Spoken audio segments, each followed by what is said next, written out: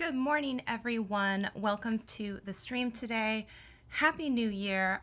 I just want to make sure that everyone out there can hear me. So if you can hear me, can you give me a thumbs up?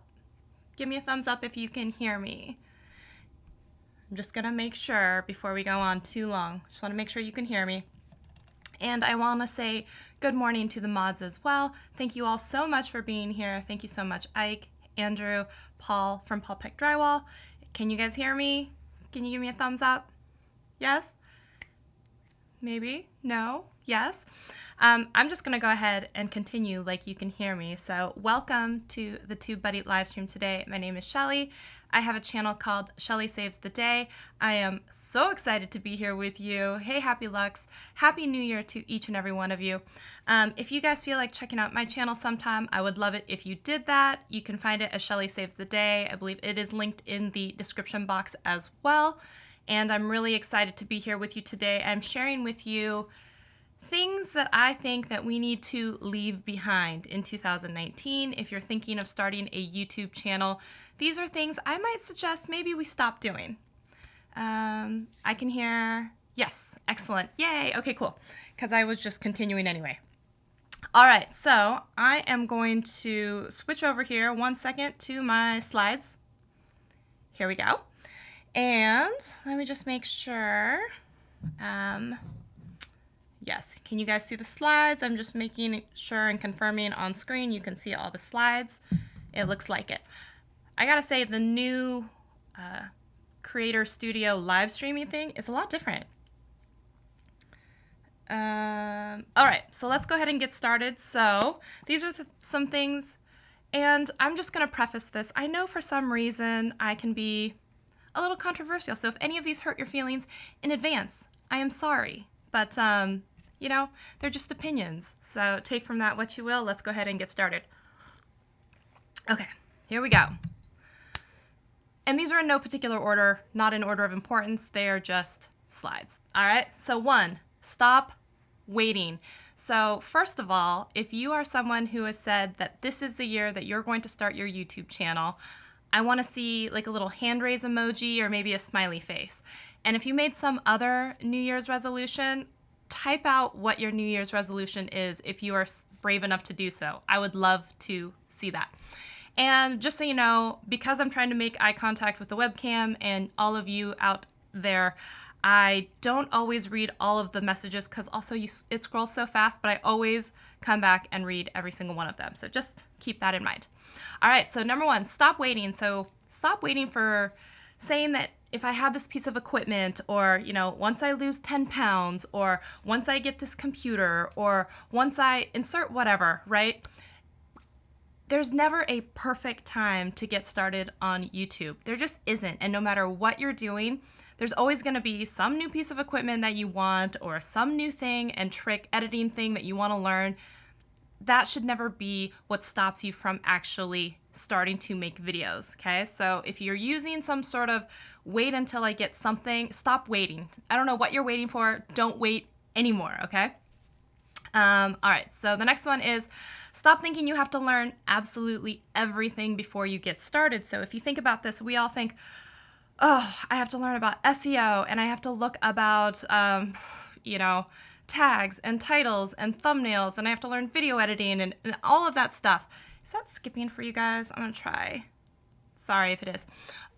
You know, stop thinking that you have to have every piece in order, because as you go along the way, you can always go back and change a title. You can always go back and change a thumbnail and update them. You can always go back and change your description box, but you have to have videos already started and published to be able to go back and fix them. So I would say stop waiting for the perfect thing. It just doesn't happen, or until you learn something, it's not going to happen, okay?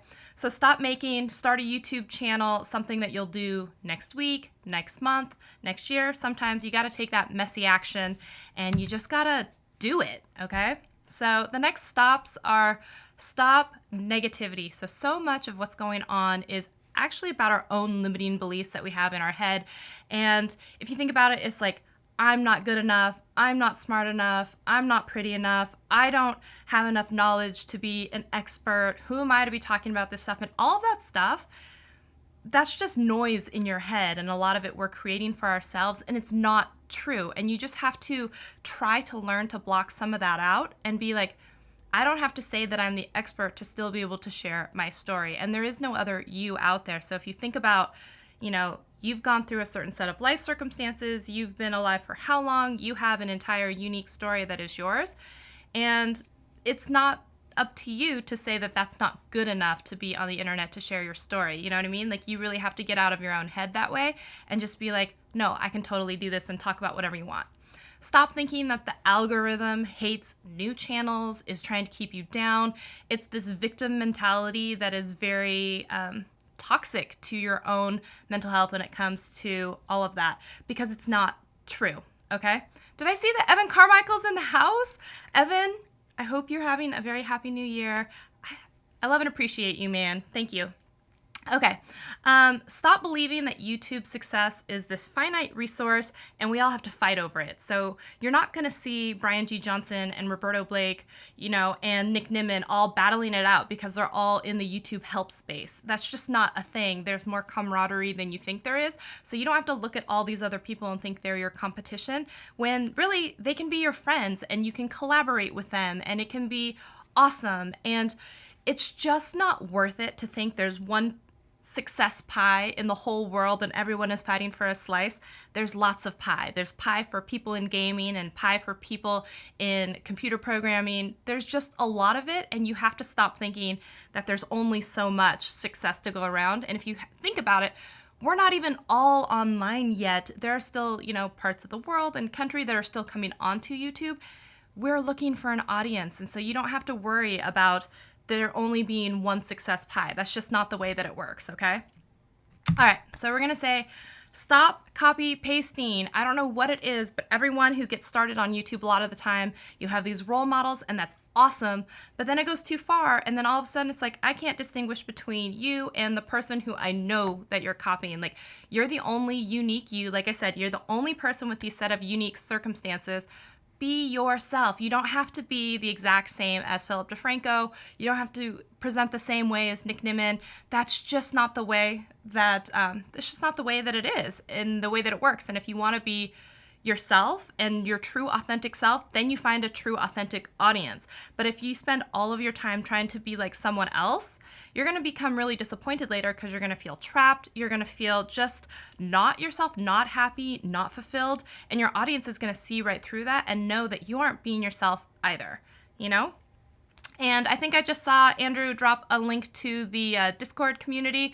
If you guys want to get in on that, it's kind of a cool place where they have all kinds of chats going on about TubeBuddy, thumbnails, strategy, all kinds of cool stuff. So if you want to keep talking with people, that is a great place to go check out. So I just want to put a plug out there. Okay. I think I said, though, stop trying to be perfect, right? The world is craving authentic recently, and we're kind of sick and tired of the archetype of what you think YouTube success has to look like. And that's why we always get so excited when there's someone new that is breaking the mold, that is just being themselves, unapologetically themselves. So, my screen is flickering. I'm so sorry if it's flickering for you guys. I even used a new computer. I'm not sure what's going on with that. So I'm sorry if you're seeing that. Sorry, guys. All right. I know this one is going to be a little more controversial, but I'm going to say, stop talking. And what I mean by that is, stop with super long intros, apologies, rambling stories about why you haven't been uploading, everything that's so super self-involved. Sometimes you have to just get right to the point, because as you grow your audience and they form a relationship with you, you buy yourself more time to be making more small talk with them, if that makes sense. But if you're like a tutorial or a how-to channel, a lot of the time, they don't care that your Aunt Becky has been in the hospital. I care. I'm sorry about that, but I don't want to hear about it every time you make a video. They don't want to hear that Karen has, done something crazy and is potty training. Like, no one cares about that stuff. You just got to get right into the meat and bones. Yeah, I'm so sorry that there is a flicker. I'm not sure what to do with that. Let me see if I switch it for a second. It may still be, yeah, it's still flickering on all of them. I'm so sorry. I'm not sure what's causing that. Yeah. And then I'm going to say stop talking as well with stop spamming your competition with stuff like sub for sub, asking for collabs with people you have absolutely no relationship with, and just basically copy and paste spam comments altogether. That's just not going to get you very far. In fact, a lot of the time it's going to get you blocked. And so it's just not a good idea. Let me try this one. Is it flickering on this screen? See if I do this. If it's not flickering for you guys, I will go into studio mode. Let me check this. And I will, let me see here. 1 second. The joys of technology. I'll try this one. Maybe I'll just leave it on the screen for a little while if it's not flickering. Sorry. All right. So, nope, but then you guys can't see this one. I think I'm gonna have to go off studio mode. Sorry, I think we're gonna have to deal with the flickering for a little bit. Okay, I'll come on to this next one. Okay, so I'm gonna say, stop being blind. And what I mean by that, here, I'll switch back over. Stop being obsessed with all of these vanity metrics. So I get it, you guys. I just started a new channel as well. It is called Vertical Video Vixen. I'm doing all about how to make vertical video, the apps you use, why you want to do it. So I started a brand new channel, I mean, less than a month ago, something like that. And I have 30 subscribers on there, something, one of which is Nick Nimmin. Thank you, Nick. Thank you, appreciate you. And so I get it, what it's like to have, you know, less than 100 subscribers, be wanting that 100 so bad. But here's the thing.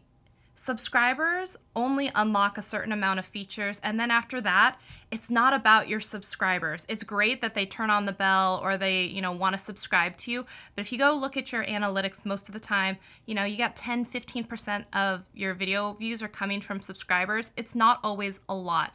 It's not actually going to do that much for you in the long run, except for some brands that care about that number, or for you to feel better with a puffed up chest to say, like, I have 10,000 subscribers. But I think almost everyone that you run into and talk to, you're going to be like, yeah, I'd rather have 1,000 true fans, or yeah, it doesn't mean as much as you think it means, because with every subscriber milestone, it all comes with a new set of things.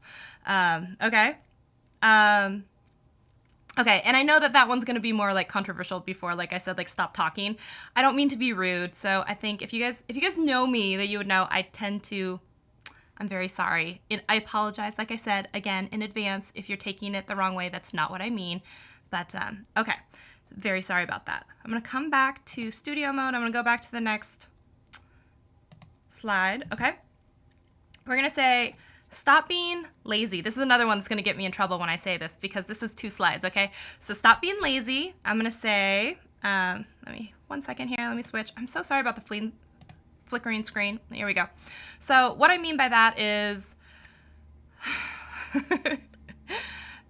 stop uploading without thinking about a few of the things that you should be, right? So that means stop making lazy thumbnails. Stop making lazy titles. Stop like not doing any tags at all. And I know you think that that's a little contrary to like stop thinking you have to do everything, but I'm saying the very basic minimum stuff, like the first couple hundred characters of your description box, which is what, you know, YouTube is crawling, looking for, repeating some keywords. These are very simple things. I'm saying don't be lazy because they're very simple. And so don't get that confused with having to do everything. I just mean, don't be lazy, okay? Don't just throw it up and think like, I don't need to do a custom thumbnail. Like you do need to do a custom thumbnail, okay?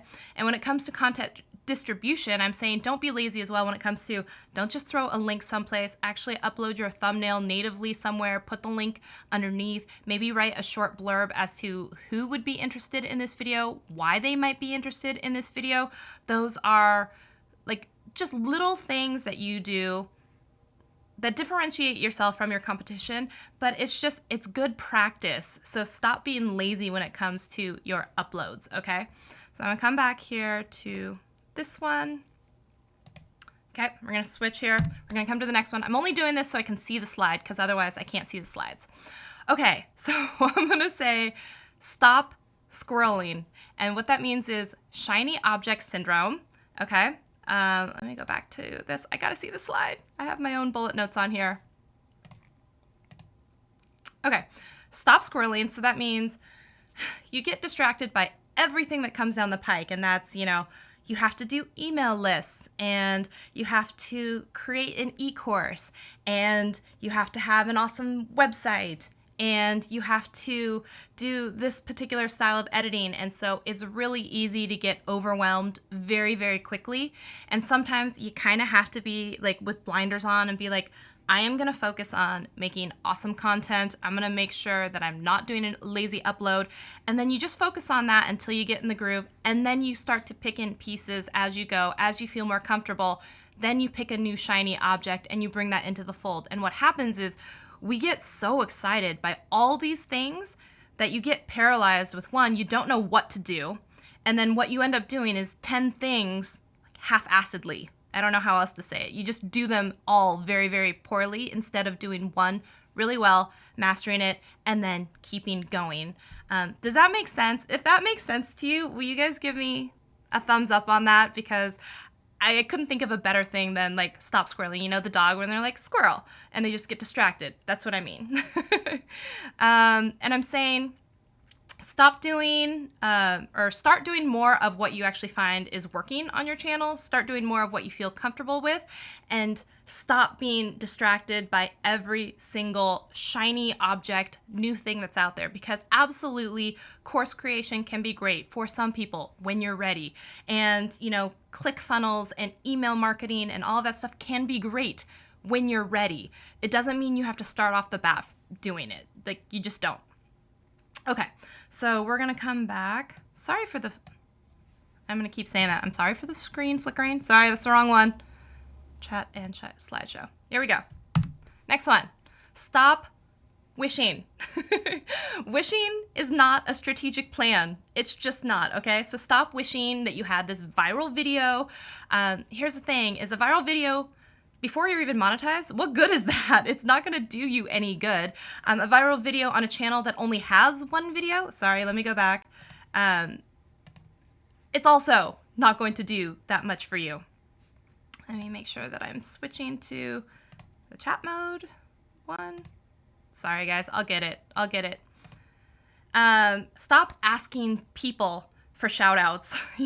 A shout out from the wrong person, it's not going to help you. If that person, just because they have a big audience, doesn't mean it's the right audience. It doesn't mean that they're going to come over.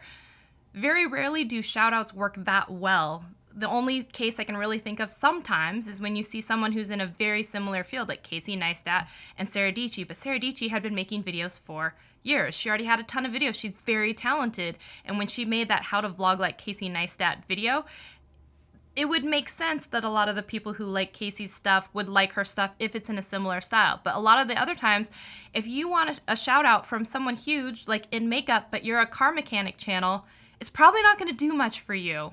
Like, sorry, it's just not. So stop wishing for this huge shout out that isn't going to help. Like, I don't know how else to say that. Sorry. I'm going to turn off studio mode and come back to the slides. I'm going to get this. Here we go. Stop silent publishing, okay? And if we didn't mention this already, usually there is a link in the description box if you guys want to ask some questions as well. Once I get through my slides, I would love to answer as many questions from you guys as I can. So make sure you put them in the form below because those questions get priority. Oh, it's still doing that thing, right? 1 second. Man. I'm going to have to figure out, if any of you out there are using OBS and you know why the screen flickers like that, even on different computers, let me know, okay? Help me out. So stop publishing is stop relying on YouTube to notify people of your new videos, okay? So here's the real deal. And I got angry before at someone, and I'm sorry. Here's the truth on this, okay? YouTube finds videos for viewers. They do not find viewers for your video. I know that sounds similar, but it's not, okay? So YouTube looks at the behavior of people that are on their platform and they think what videos would be great for that person to watch next because they want to keep people on the platform so they can keep serving ads to them. They don't really care that you just released a new video and like they're not trying to find an audience for your video. It's the other way around. So if you think about it, you would have a better shot at actually texting 5 friends that you have a new video out and asking them to go watch it. In fact, here's a shortcut for you, is if you go into your text replacement, first in a notepad, say like, hey guys, here's my new video, here's the link to it, here's what's in it, here's why you might want to watch it. You copy and paste that entire phrase, paragraph, whatever, and you put it as a text replacement in your keyboard, right? Or you just copy and paste it over and over from your notes, and then you text that as a keyboard shortcut to 5 friends, or you email it to 2 people. You would have a better shot at having all of that organic growth coming from those people starting session times on YouTube, and YouTube then seeing that and then being like, oh, this is kind of cool. People are liking this video. That's a good idea. Maybe we should find, you know what I'm saying? Then just silent publishing and hoping that YouTube and the algorithm is going to pick up your video and get it lots of people to view it, okay? I really hope that that makes sense. If that makes sense, can you give me a thumbs up on that? Because I got into a debate with someone about that. I'm like, no, it's not about YouTube finding people for your videos. It's about finding videos for any of its viewers. So I hope that makes sense, okay? All right. Also saying, yeah, use your own network, right? Use the built-in publishing tools that YouTube has, right? Underneath, they have the little arrow you can share to Pinterest and Twitter and Facebook. But like I said, even that is kind of lazy publishing. I would rather see you go to those platforms specifically, upload the thumbnail, the picture, then put the link underneath. Because you know that sometimes if you just share a link, instead of your beautiful thumbnail that you spent all of that time creating, they just give you that tiny square and, you know, a link that looks kind of ugly. So if you want to make it look more attractive, don't do the lazy publishing way. Actually upload your thumbnail and then put the link underneath that. Okay? Okay, so let me come back. I'm going to come to the next slide here, and then I'll switch back. Sorry for that. Okay, this one is stop dreaming about Adsense. Okay, stop dreaming about Adsense. Adsense, oh, let me switch back. Sorry. Adsense is not permission for you to go make money on your channel, okay? So if you didn't know, to get qualified for, you know, monetization as a channel, you need to have 4,000 hours of watch time, which is 240,000 minutes in the last 365 days, and you need to have 1,000 subscribers on your channel, okay? But here's the deal. There are so many other ways that you can make money, and you will make more money compared to the literal pennies that AdSense is going to give you. So you should not wait until you hit the qualification for AdSense to try and make money, okay? So if you think about it, you've got things like affiliate links. Long before you can ever get monetized, you can get in with affiliate links, okay? Magic Links is a great program. The Amazon program is a great program. There are all sorts of individual ones that you can sign up for, like B&H Photo. TubeBuddy has a wonderful affiliate program, and I saw in the Tube Ritual group, I thought it was, which is Brian G. Johnson's group, there was someone who said that they received an affiliate program, and they didn't even know that they had signed up previously for TubeBuddy, but I thought it was pretty funny. But absolutely, go look if you love TubeBuddy as much as I do, as much as Andrew does, as much as any of the rest of us do. TubeBuddy has a great affiliate program, and you can sign up for that, okay? So start with brands that you actually like and use. You can do like your own merchandise. You can have an ebook download. You can have all kinds of other things that you can make money on long before you hit AdSense, okay? So just don't think that you have to wait for AdSense to come along for you to be able to make any money on your channel, because it's just not true, okay? Let me just make sure. So I would highly encourage you to diversify your income streams as much as possible, as early as possible, because if you're just waiting around for AdSense, it's just sad, okay? You don't need permission. AdSense is not permission to go make money, okay?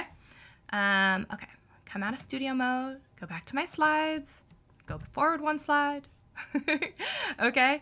This is gonna piss some people off. I know it is, okay? 1 second. And then I'm saying this one, okay? Stop watching 50 million YouTube gurus. I know, I said it. I'm sorry, I'm controversial. Okay, here's the thing. Honestly, you probably know enough to get started. And I would say pick one or two that you really vibe with, put some blinders on, go watch their stuff. But here's the thing is we watch their stuff, but we get so like wrapped up in it all that we never do the stuff they're talking about. Do you know what I'm saying? Like watching a YouTube guru is not the same as being a YouTuber. I'm so sorry to like break it to you. If you're not hitting publish, if you're not making videos, if you're not putting into practice what they're actually teaching you, then it's almost pointless to watch them because you're never going to become a YouTube expert just by watching someone, by never publishing a video and knowing what it's like to actually go through the whole thing. I'm so sorry if that pisses you off because I know a lot of you out there love watching everyone out there. And truth be told, I love watching them too. But here's the thing is one day someone may be talking about email marketing and the next one they're talking about Instagram success and the next one is talking about creating an e-course. You get so confused and you get so like, I don't know what to do. You become paralyzed and you do nothing. And so, like I said, I would just pick one or two that you resonate with.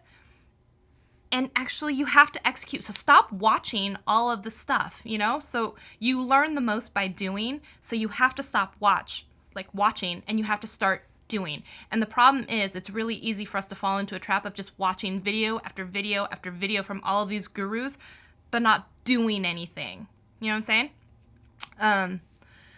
Okay, I'm sorry. I'm sorry if that made any of you very mad. I don't mean to. And technically, you know, I am in that party of YouTube gurus. So I'm not saying stop watching me, but I'm saying I would rather you stop watching me if it meant that you were going to go out and make some videos. And then once you have some videos, say, hey, Shelly, I tried this. It didn't quite work. This is what I'm thinking. That's a whole other conversation we can have, okay? But if you're like, I don't know why my channel's not growing, and I look at your channel, you made one video 4 months ago, there's not that much for us to talk about, okay? Here we go. Next one. Okay, the last couple of slides, you're just gonna get mad at me for, so I might as well just get them out of the way, and we're gonna leave this screen flickering here for a second, sorry. 1 second. Stop being fancy. Okay, and so what, I don't know how to say this without hurting someone's feelings. Stop being fancy, like you fancy, huh? Like you worry all about your brand colors. You're worrying all about, you're only worried about your channel art. You're worried about branded photo shoots so that you have the perfect photograph for Instagram, right? You're worried about like buying every course but doing none of the work. You're building your own course when you don't even have an audience yet of people who want to watch you or learn from you, okay? Like, why are you creating a course about whatever that you're an expert in when you haven't made any videos at the same time to establish yourself as a credible resource, okay? I'm not saying that new people can't be teachers, not at all. That's not what I'm saying. I'm saying that there's a difference when you're trying to be so fancy at the very beginning, like you're signing up for Kajabi at the very beginning when you could sign up for Thinkific and do a free course instead. You're signing up for ConvertKit when you only have 100 people on your email list and MailerLite or MailChimp could do it for free. You know, I like free. I'm on free right now. I'm on free right now with my email list of 120 people. I'm on free right now when it comes to building my course in Thinkific. I'm not getting fancy because it's a waste of money for me at my level right now. Like, sorry. Mike is saying he's fancy. Okay, no, you can be fancy. I'm saying, though, it may not behoove you to put out the money on that when you could be spending it on other things. But if you feel that that's how you want to spend your money and you got money to burn, absolutely, do it. Will I switch over my email marketing software in the future? Yeah, absolutely. Am I ready to do it now? No, because I don't need to be fancy. Okay, so I'm saying you don't have to be fancy. You don't have to worry about building out a website when, like, honestly, when you're directing people to your website, not that many people are going to go to it yet. Okay, so you don't need a website until probably later. You know, you can build a free website in Rivet, in Blogger, in like lots of different places. You don't have to get fancy just yet right off the bat. Sorry.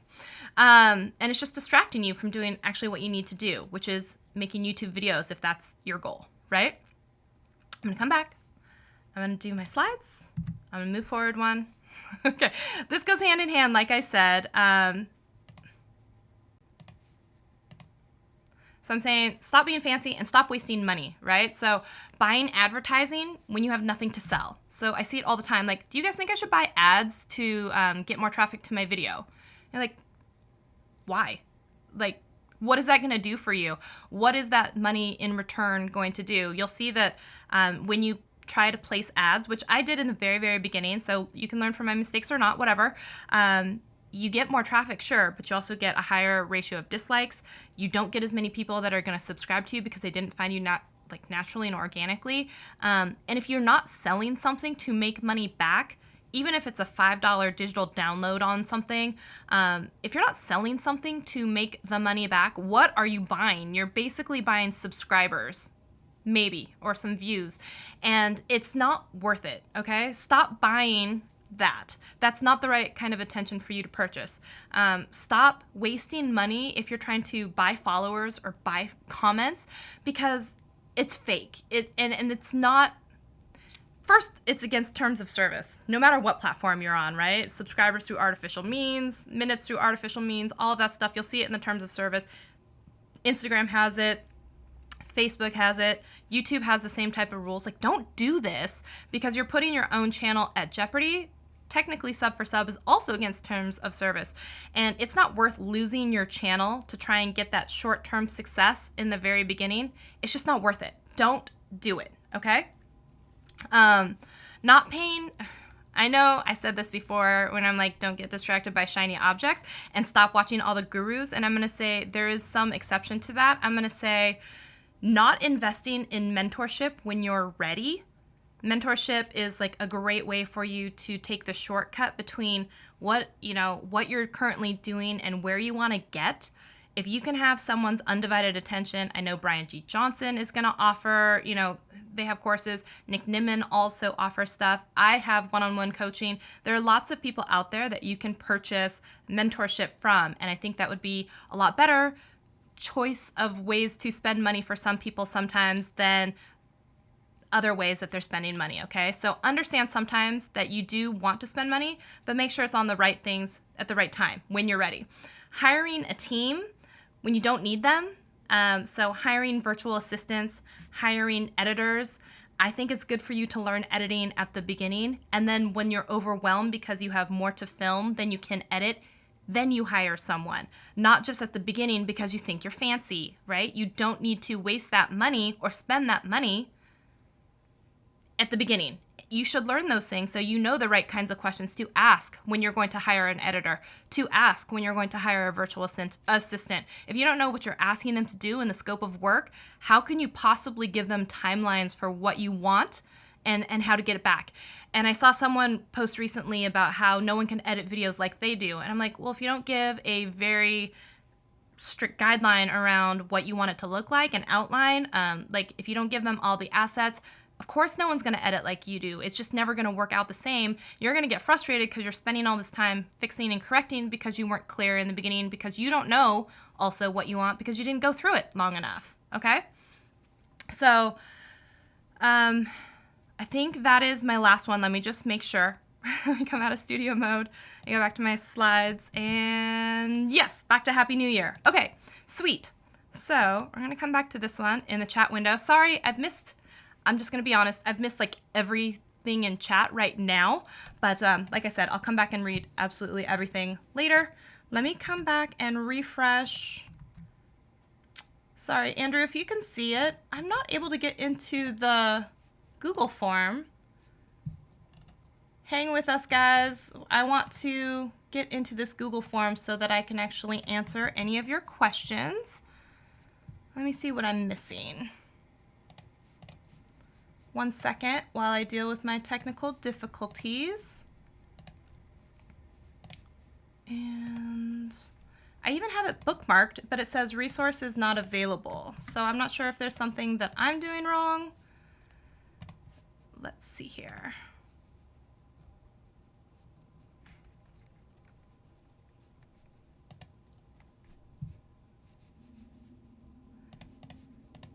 Let me see here. Make sure I'm on the right email.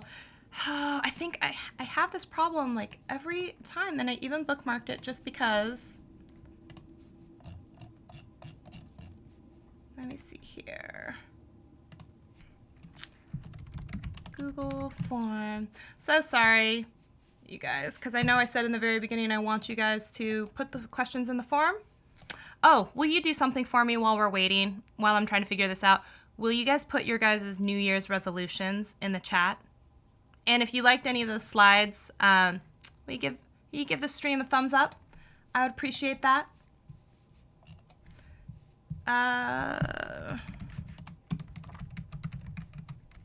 Okay, Andrew, I am responding to you now. Interesting. My email is down. I've never seen that.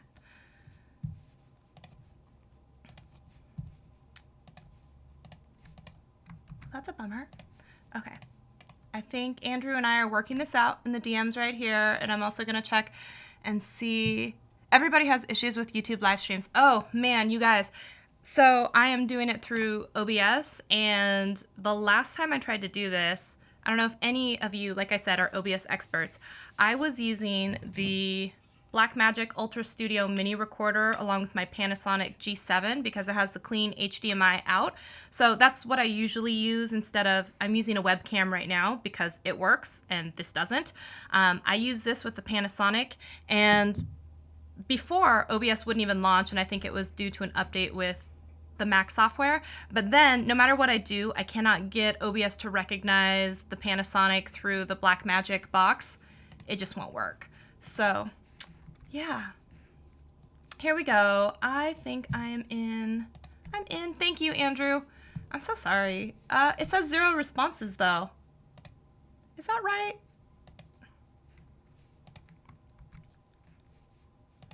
If you guys haven't filled out any questions yet, if you put out a question, will you, if you filled out the form and you left a question, will you let me know? Because right now it says there are 0 responses. So I am in the form, it just doesn't have any questions in here.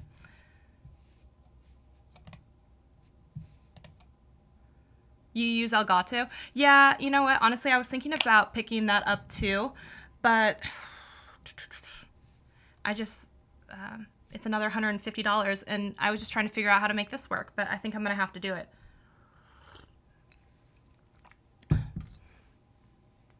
So if there aren't any questions in the Google form, which it doesn't look like there, I'm gonna look through the chat. OBS is not quite perfect. As you saw, like it has that screen flickering, which I don't know how to fix. Let's see here. You want to talk about live streaming and your best tips in the future?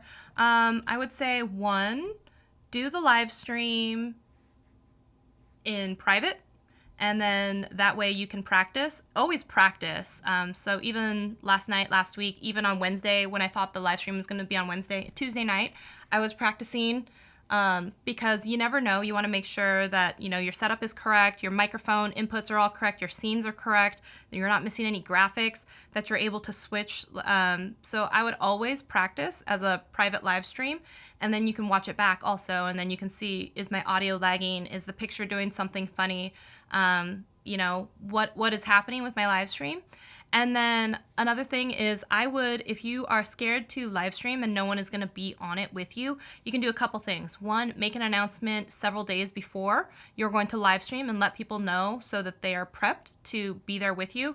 Another is, you know, you can post on your Instagram stories or different platforms letting people know that you're going to be live streaming and when, what topic you're going to be covering. And another thing is, I would never go live just to go live.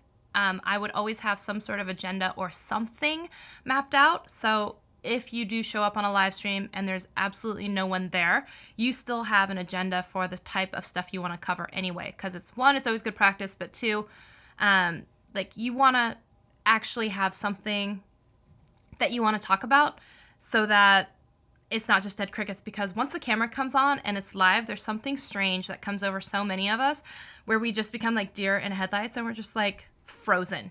It's just fear. And I would say that the more you do it, the more you will become comfortable with it, but you'll also realize that the more you do it, the more you're just gonna like go with the ebbs and flows of there's always something that's gonna go wrong, screen flickering, camera doesn't work, and you're gonna become a really great master at, well, if this doesn't work, this is what I can try, instead of being frozen in fear in the moment and being like, oh, I don't know what to do, and just shutting down your live stream. You're like, well, that didn't work. Let me switch and try something else, right? Oh, there is. Yay, there's some responses in here. Let's see here. So the first question is how to start with affiliate things. So I would say start with things that you actually use, you actually like. So for me, it was really easy to start with TubeBuddy because I was already using TubeBuddy. I was already a customer of TubeBuddy for a while before I ever became an affiliate for them.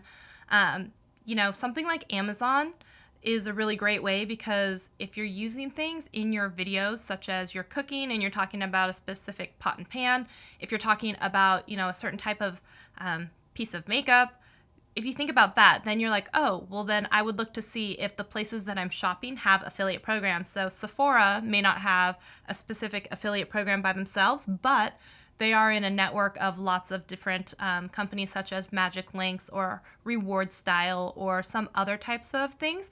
And you can look at that, so you can bring that on. Let me see here. Let me just make sure. So I would say start with things you're actually going to use, start with things that you love, or start with things that you're making videos on. So if I'm making a video about this webcam that I'm using, which I wouldn't, but if I was, I'm talking about the Logitech C930, then it would make sense for me to think about where can people purchase the Logitech C930, and would that be a good place for me to have an affiliate relationship, right? So that's going to be Amazon, B&H Photo, you know, Best Buy, whatever, places that sell this particular piece of equipment. So I hope that helps. King Bro.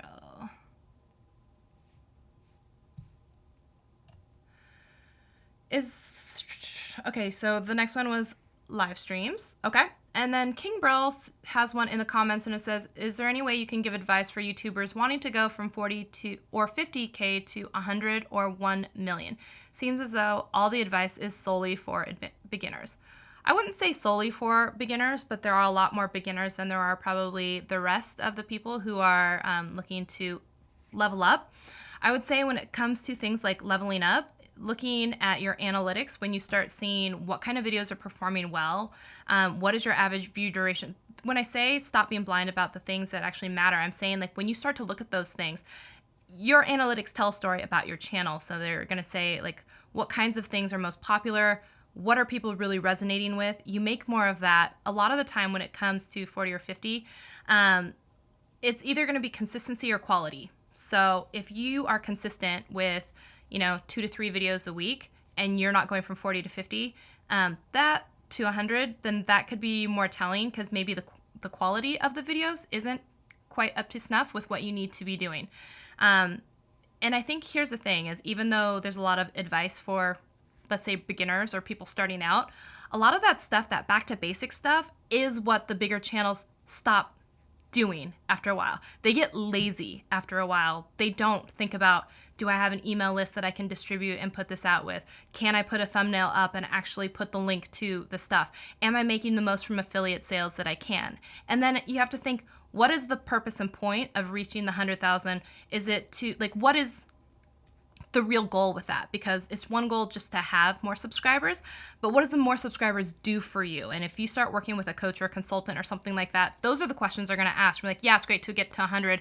What do you want that 100 to do for you? Is it just so you can have a shiny plaque, so you can pull a Roberto Blake and plaque someone? Or is it because you need them to buy more stuff from you? Is it because you need to, you know, get to a certain level so you can sell more merch? And I would say, what is the point that you need to get to that? Because you may find that you don't need an audience of 100,000, even though it's just nice to have one. If what you really want is to, let's say you're a coach or consultant and you have a 40 or 50,000 and what you're selling is coaching services. You're going to get to a point where you're not going to be able to sustain if you're doing one-on-one coaching, and then you're going to have to look to someone to level up your business so that you can figure out how to do group coaching and bring in more people and make more money. But that's a scaling issue that you're going to have to talk about with someone once you actually figure out what is the true point of your channel. If the true point of your channel is to get people to buy your coaching services, you're going to run out on your own capacity because there's only so many that you can do at once. Or, you know, like I said, once you start working with someone, I would say maybe that would be some advice, is actually talk to someone about what your goal is, what you're trying to accomplish, and then you'll be able to formulate a better strategy. Because most of the time when you're already at that level, it's only going to come down to how often are you making videos and how good are those videos. So like I said, if you're putting out videos but they're not very good, then I would up your quality. And if you're not putting out videos very often but the quality is really awesome and you want to grow faster, I would say put out some more videos. Dusty Porter's in the house. Hey, Dusty Porter. Dusty Porter also on the live streams and runs an awesome podcast if you guys haven't heard of it. And speaking of, TubeBuddy also sponsors another podcast, which I think you guys should listen to, which is the Women of YouTube podcast hosted by Desiree Martinez. And if you haven't listened to that one yet, you should definitely go do so. I have an episode on there. Very excited. I give you all the goods on that. So Andrew was saying fundamentals matter. It's why the NBA drills them nonstop and people get, they're relaxed and they have to be redone. So yeah, sorry, King. I'm sorry if I didn't read it. I didn't know if I hurt your feelings with that one when I'm saying sometimes it's just back to basic stuff because bigger creators get really lazy sometimes. I don't mean to offend you. If I did, I'm sorry. But I know that's simple advice, but sometimes simple advice is the correct advice. And I would say if you need more help than that, contact someone or myself for some coaching and some strategery. Dusty Porter, your kids, how cute are they? They're so darn cute. Rob's in the house. Rob with Thinkific. I was just saying, I'm building out my course on Thinkific right now. Building out my course. And we need to talk because we're going to do a meetup and a Thinkific thing up in Vancouver, right? I'm so excited about that because I'm in Seattle. I'm going up there today. I got to get up there into Blaine today. Sorry. AU Pack Mule, thank you for being here. Do you guys have other questions? You want to put them in the Google form? I'm just checking. There's only 2 in the Google form. So, and I'm going to scroll up and see. I know I missed probably a bunch of questions, but... And, by the way, I have to say thanks to TubeBuddy for hosting me. And if you guys haven't seen yet, they're so darn close to 250,000. So close. Any day now. Get in there. Okay, let's see here. Beanie, sorry, I see you. And it says, yes, sorry, Beanie, thank you for being here as well. Subs and views don't matter anyway. It's watch time. No one sees how much watch time you have except for you. I will say, subs don't really matter that much except for 100 to get your URL, 1,000 to, as part of the qualification for live stream and super chat and stuff like that. Honestly, the subs don't matter that much. Sorry. I mean, you look at anyone's channel, it's like 10%, 15% watch time from subs. Let's see here. Holly Lee, I'm your mentor. Holly, I appreciate you. Lily says she likes shiny objects. Hey, don't get me wrong. I love shiny objects. I'm just not willing to commit a lot of time to them because I know that they're distracting. They're just, yeah.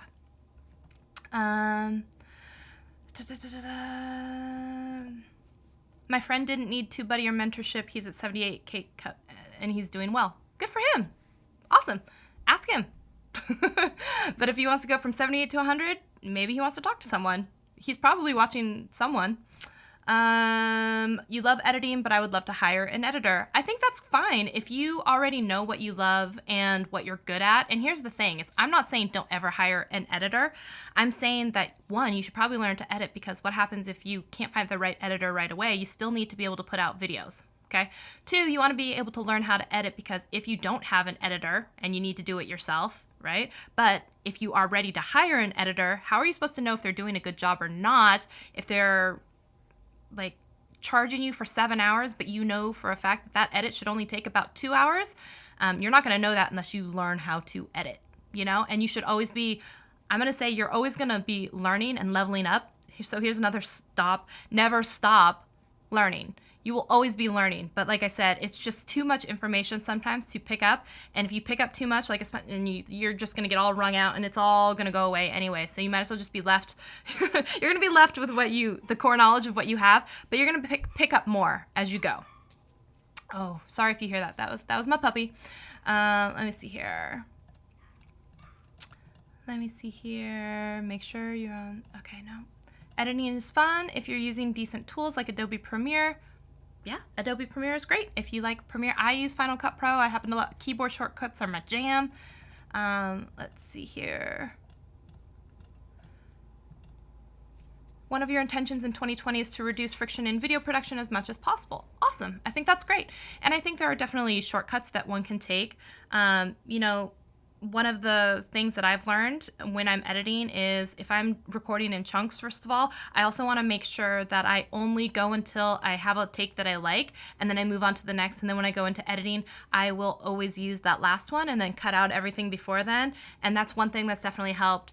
I think sometimes if you have a set list of knowing beforehand, like the B-roll shots that you want to use and the A-roll, the main shots that you want to do, having that kind of mapped out is a really great way. And if you have like a formula or almost a recipe, like I said, this is a really great thing to get in the habit of doing. So like I always know that I'm going to have an intro, and I'm having my little stinger, my my titles come up, and then I'm going to have like the 2-3 points that I'm going to have with an overlay that indicates the number on the screen, which point I'm on. And then I'm going to make sure that I have this outro that's 15 seconds to match for the end cards. Then I'm going to make sure that, if I'm doing something with an overlay, that I'm not in the center of the screen, so I have room to put, like, all of that stuff, if you think about it beforehand, is going to be really easy for you to kind of keep repeating.